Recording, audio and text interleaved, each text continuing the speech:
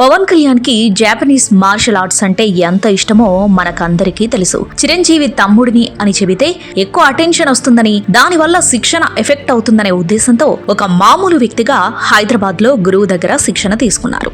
అక్కడమ్మాయి ఇక్కడబ్బాయి సినిమాలు పవన్ ప్రదర్శించిన martial arts fake అని కొందరు తప్పుడు ప్రచారం చేశారు. ఇది తప్పు అని రుజువు చేయడం కోసం పవన్ హైదరాబాద్ లో తన విద్యని బహిరంగంగా ప్రదర్శించి చూపారు. తర్వాత కూడా అవకాశం ఉన్న ప్రతిసారి తన మార్షల్ ఆర్ట్స్ స్కిల్ ని సినిమాలో చూపిస్తున్నారు. తన కొడుక్కి అకీరా అని పేరు పెట్టడం ద్వారా పవన్ తనకి జాపనీస్ మార్షల్ ఆర్ట్స్ మీద గౌరవాన్ని చాటుకున్నారు. ఇప్పుడు జపాన్ కి చెందిన గోల్డెన్ డ్రాగన్స్ అనే సంస్థ పవన్ కి టైగర్ ఆఫ్ మార్షల్ ఆర్ట్స్ అనే టైటిల్ ప్రకటించింది. కరాటేలో బ్లాక్ బెల్ట్, ఎల్లో బెల్ట్ ఇలా గ్రేడ్స్ ఉన్నట్లే జాపనీస్ కత్తిసాము, సమురాయిలో కూడా మొత్తం 6 గ్రేడ్స్ ఉంటాయి. వాటిని డాన్ అంటారు. పవన్ కి 5th డాన్ గ్రేడ్ వచ్చింది. అంటే ఇది అత్యున్నత స్థాయిలో ఒకటి అన్నమాట.